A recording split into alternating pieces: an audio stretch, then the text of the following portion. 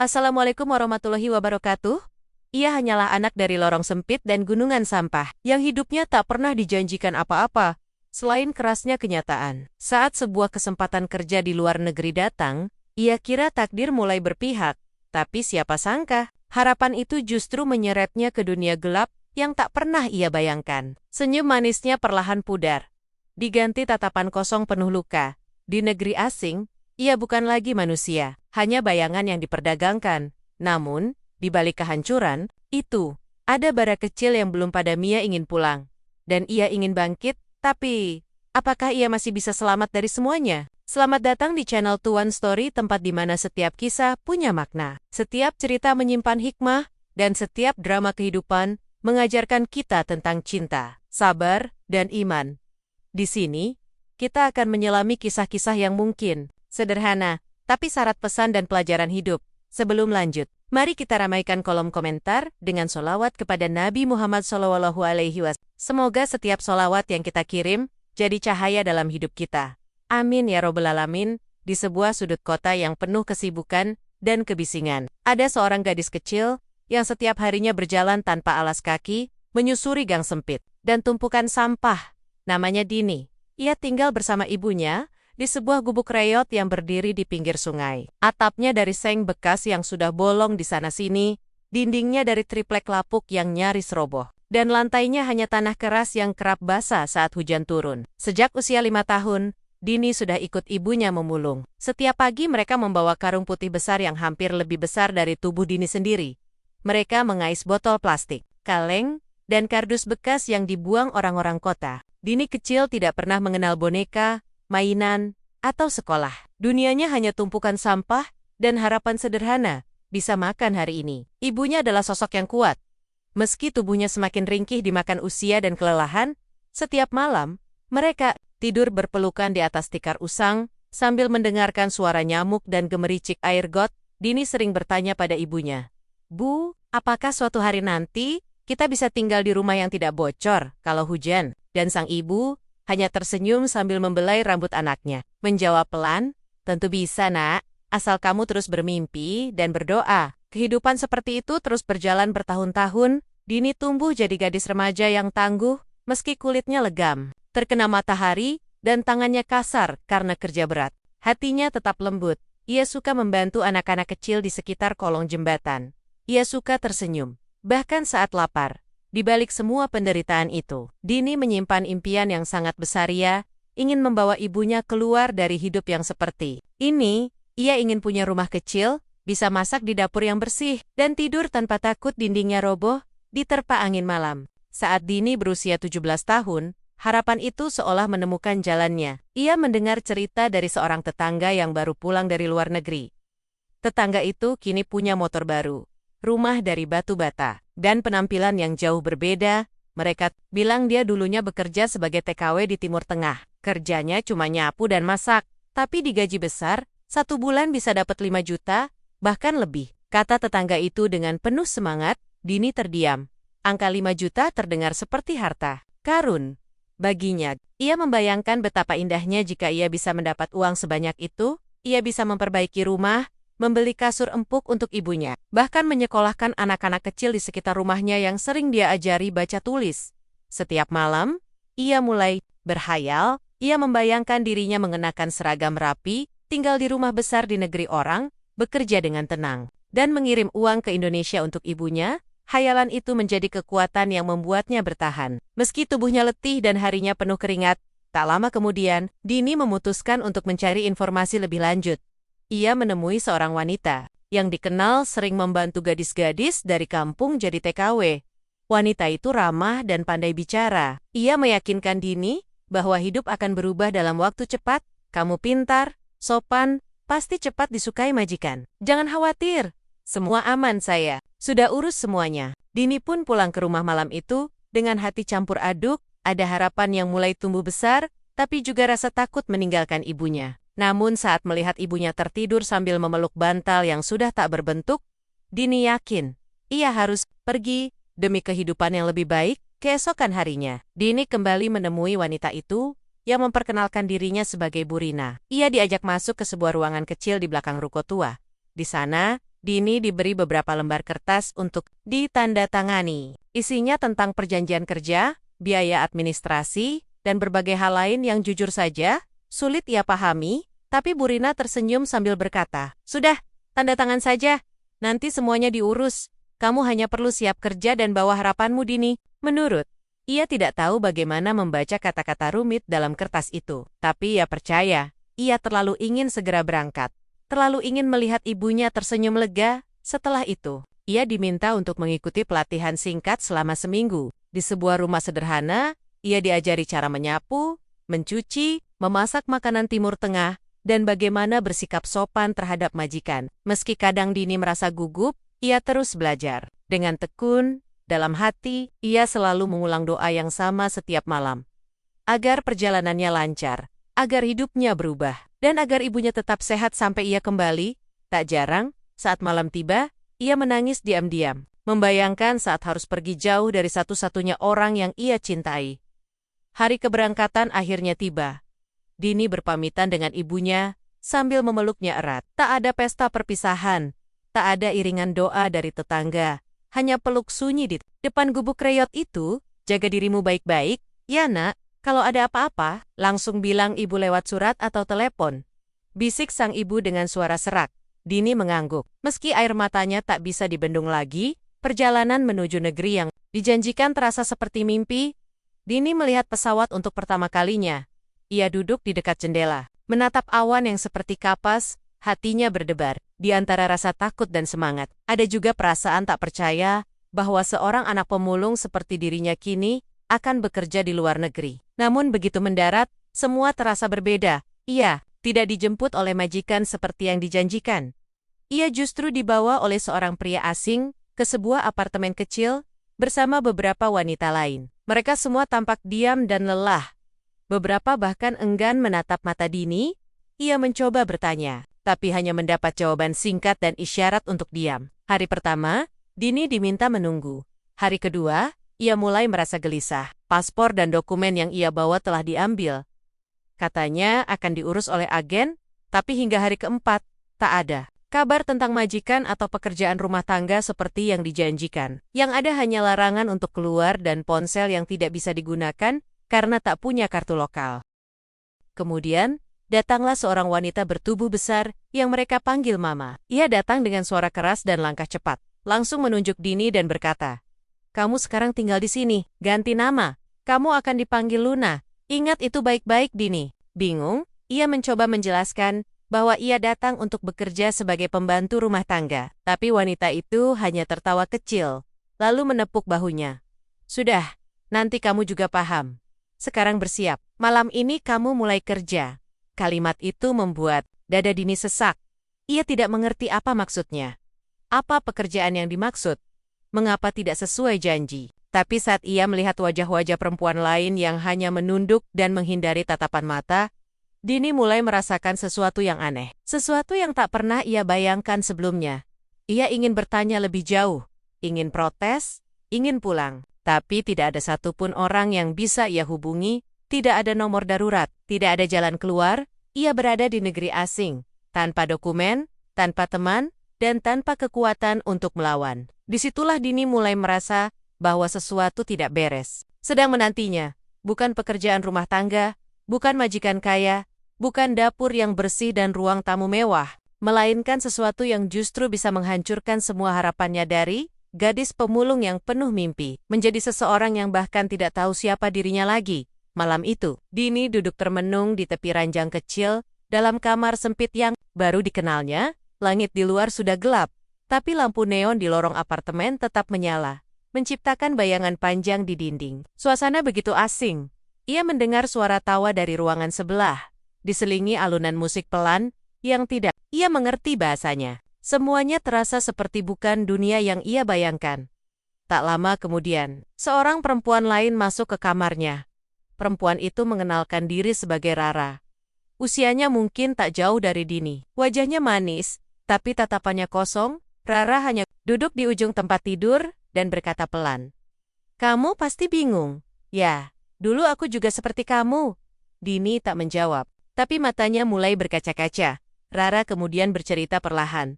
seolah takut terdengar. Ia mengatakan bahwa tempat itu bukanlah tempat kerja biasa, bukan dapur, bukan ruang tamu, melainkan ruangan-ruangan gelap yang dipenuhi tamu laki-laki. Kita di sini bukan sebagai pekerja rumah tangga, Din. Kita dijadikan hiburan untuk orang-orang yang datang malam-malam. Ucapan itu membuat hati Dini seperti berhenti berdetak sejenak. Ia mencoba menyangkal, ia berharap ini hanya kesalahpahaman, bahwa mungkin semua ini hanya sementara, bahwa sebentar lagi ia akan dijemput majikan seperti yang dijanjikan. Tapi Rara hanya menatapnya dengan sedih, lalu berkata, "Aku tahu kamu punya harapan besar, tapi sayangnya, banyak dari kita ke sini karena mimpi itu, lalu mimpi itu dipatahkan." Pelan-pelan, Dini merasa gemetar.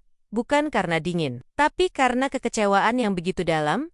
Ia merasa tertipu. Seluruh harapannya, semua doa dan tekad yang ia bawa dari kampung halamannya, seolah dibenturkan ke tembok yang tak bisa ditembus. Ia tidak tahu harus bagaimana pulang, tidak mungkin, ia tak punya paspor, melawan, tidak tahu caranya, bertahan. Tapi sampai kapan? Hari-hari selanjutnya berjalan perlahan, namun terasa berat. Dini tidak langsung dijeburkan ke pekerjaan itu, seperti yang dialami sebagian gadis lain. Ia diberi waktu untuk beradaptasi. Tapi, yang terjadi adalah, ia dipaksa hidup dalam ketakutan dan kebingungan. Ia tidak diizinkan keluar kamar tanpa izin. Setiap langkah diawasi, ponsel yang dulunya jadi penghubung ke dunia luar, kini hanya benda mati yang tak bisa digunakan. Dalam kesendiriannya, Dini sering menatap langit dari balik jendela kecil. Ia membayangkan ibunya sedang duduk di depan gubuk sambil menatap jalan. Ia tahu, di sana ibunya sedang menunggu kabar. Mungkin, sedang berdoa agar Dini cepat pulang membawa kebahagiaan.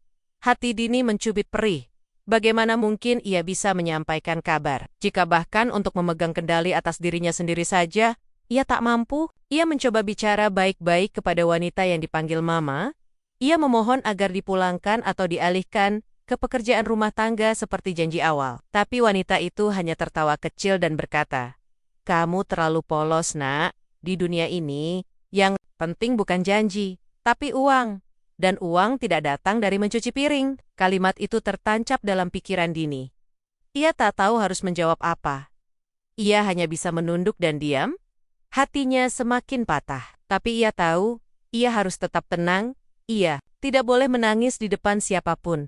Jika ia ingin bertahan, ia harus mencari jalan keluar.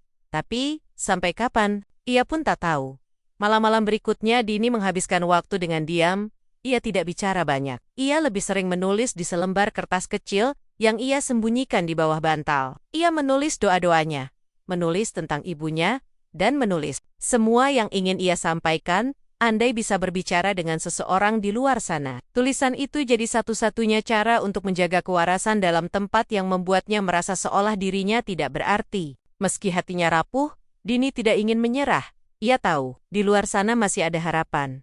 Ia percaya bahwa ada jalan bagi orang-orang yang tulus. Dalam kesunyian dan keterasingan, Dini terus menggenggam sisa-sisa mimpinya. Ia berjanji dalam hati, jika suatu hari ia bisa keluar dari tempat ini, ia akan bersuara. Ia akan bercerita, bukan untuk membuat orang iba, tapi agar tidak ada lagi gadis sepertinya, yang terjebak oleh janji-janji manis, yang berubah jadi perangkap yang menyakitkan. Malam itu, seperti malam-malam sebelumnya, Dini duduk di tepi ranjang kecilnya, menatap jendela yang menyisakan sedikit celah untuk melihat langit. Bintang tak tampak, hanya kabut dan cahaya kota yang samar, tapi dalam hatinya, Dini membayangkan langit yang sama juga menaungi ibunya di kampung. Ia memejamkan mata, mencoba mengirimkan bisikan lewat angin, berharap ibunya mendengarnya walau dari jauh. "Bu." Dini masih bertahan. Hari-hari terus berlalu, dan waktu seolah berjalan lambat. Dini mulai mengenal wajah-wajah yang tinggal di tempat itu. Ada Wati dari Lampung, Lilis dari Cianjur, dan Zahra dari Madura.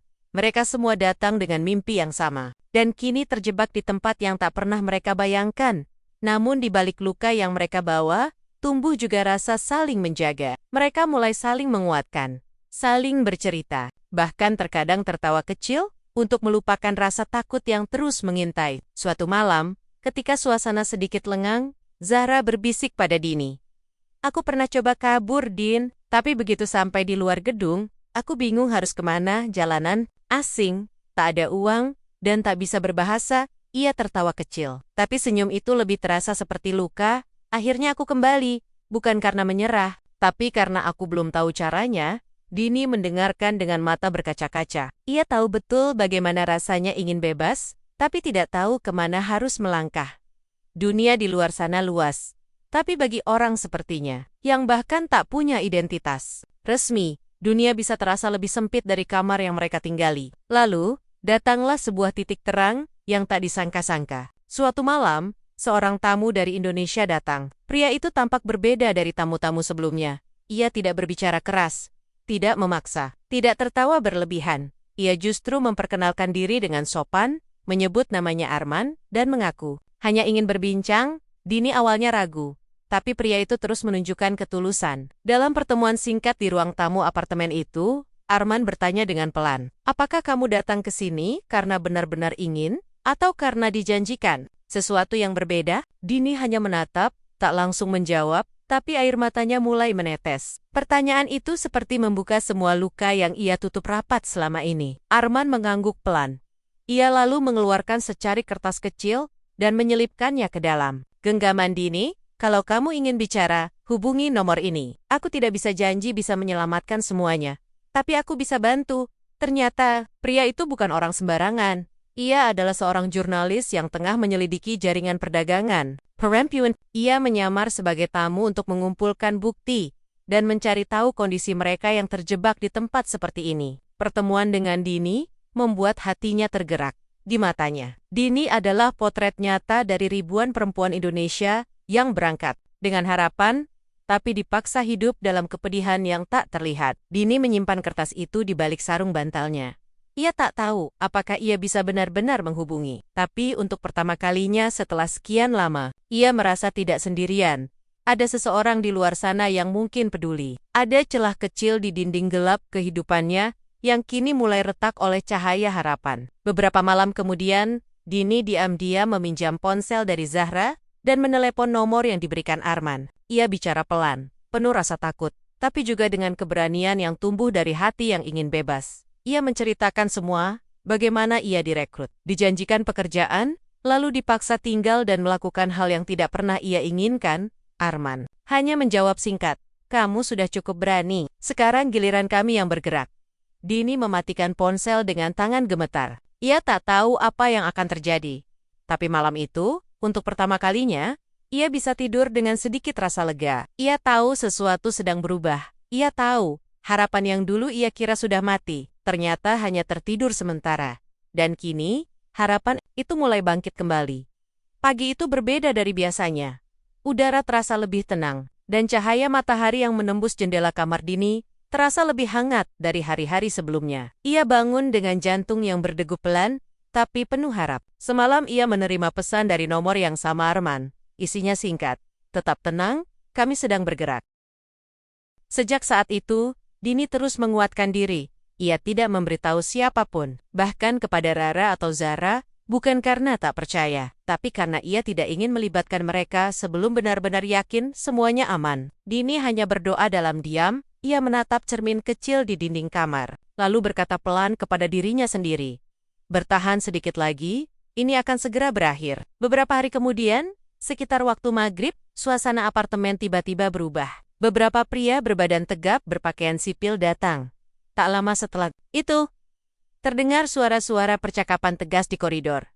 Pintu kamar dibuka satu persatu. Dini yang sedang duduk di ujung tempat tidur tertegun saat salah satu pria mendekatinya dan berkata dengan lembut, "Kami dari kedutaan, kamu aman sekarang?" Dini hanya bisa menatap, tak percaya. Air matanya mengalir tanpa suara. Ia tidak tahu bagaimana harus bereaksi antara lega, takut dan haru yang campur aduk. Ia segera berdiri dan mengikuti petugas itu. Dengan langkah gemetar, di luar kamar, ia melihat beberapa temannya juga sudah dibawa keluar. Rara menggenggam tangannya erat, dan Dini membalasnya dengan senyum yang penuh harap. Mereka dibawa ke tempat aman oleh tim gabungan dari kedutaan, LSM, dan jurnalis yang bekerja sama mengungkap jaringan tersebut. Semua proses berlangsung cepat, tapi tertib. Dalam perjalanan menuju tempat perlindungan, Dini duduk di pojok mobil dan menatap jendela. Kota yang selama ini terasa seperti jeruji, kini mulai tampak seperti dunia luar yang nyata, dunia yang bisa Ia jelajahi tanpa rasa takut. Beberapa minggu kemudian, setelah proses pemulihan dan pendataan, Dini akhirnya bisa pulang ke Indonesia. Ketika pesawat mendarat dan ia menginjakkan kaki di tanah air, lututnya hampir lemas. Ia menunduk dan menyentuh lantai bandara dengan tangan, menahan tangis yang hampir pecah. "Terima kasih, Tuhan," bisiknya. Lirih sekali. Ibunya sudah menunggu di luar ruangan kedatangan. Duduk di kursi roda yang dipinjam dari tetangga, begitu melihat Dini, ia langsung berdiri dengan sisa tenaga dan memeluk anaknya erat. Pelukan itu hangat, penuh rindu, dan terasa seperti rumah yang tak pernah berubah. Keduanya menangis, tanpa kata-kata, karena kadang cinta tak perlu dijelaskan dengan kalimat. Sejak kepulangannya, Dini tak lagi sama. Ia tidak lagi hanya gadis yang dulunya memulung di jalanan, ia kini menjadi suara bagi mereka yang pernah bungkam. Ia berbagi cerita ke banyak tempat di sekolah-sekolah di belai desa, bahkan di acara televisi, ia tidak menceritakan kisahnya untuk menyalahkan siapapun, tapi untuk menyelamatkan mereka yang hampir mengalami hal serupa. Dini juga aktif di sebuah lembaga sosial yang membantu mantan korban perdagangan manusia. Ia mengajar, mendampingi, dan mendengarkan. Ia tahu rasanya terjebak dalam ketakutan. Dan ia ingin jadi tangan yang menggenggam, bukan menghakimi. Ia tahu luka tak bisa hilang begitu saja. Tapi ia percaya luka bisa berubah jadi pelajaran yang menguatkan. Satu hari, saat berbicara di depan ratusan pelajar di sebuah aula sekolah, Dini mengangkat kepalanya dengan penuh keyakinan dan berkata, "Dulu saya cuma anak pemulung yang punya mimpi besar. Mimpi itu sempat dihancurkan, tapi saya bangkit karena Salama. Kita masih hidup, kita masih bisa memilih untuk menyerah atau melanjutkan hidup dengan lebih kuat." Tepuk tangan menggema, beberapa siswa tampak menangis. Seorang guru bahkan memeluknya setelah acara berakhir. Dini hanya tersenyum. Hatinya tenang. Ia tahu, perjalanannya belum selesai tapi sekerong, ia bukan lagi korban, ia adalah penyintas. Ia bukan lagi gadis yang hilang dalam gelap, ia adalah cahaya kecil yang menyala, menuntun orang lain agar tidak jatuh ke lubang yang sama. Dan setiap malam, saat ia memandang langit dari depan rumah barunya yang sederhana, tapi nyaman, ia selalu berbisik dalam hati. "Terima kasih, Bu, karena tak pernah berhenti menunggu." Kini, langit itu tak lagi terasa jauh. Karena di bawah langit yang sama, Dini telah menemukan kembali dirinya utuh, kuat, dan penuh harapan. Terima kasih sudah menyimak kisah hari ini di channel The One Story. Semoga cerita ini bisa menjadi pelajaran dan pengingat untuk kita semua. Kalau kamu merasa terinspirasi atau tersentuh, jangan lupa untuk like, subscribe, dan nyalakan lonceng notifikasinya, agar kamu gak ketinggalan kisah-kisah penuh hikmah berikutnya. Wassalamualaikum warahmatullahi wabarakatuh.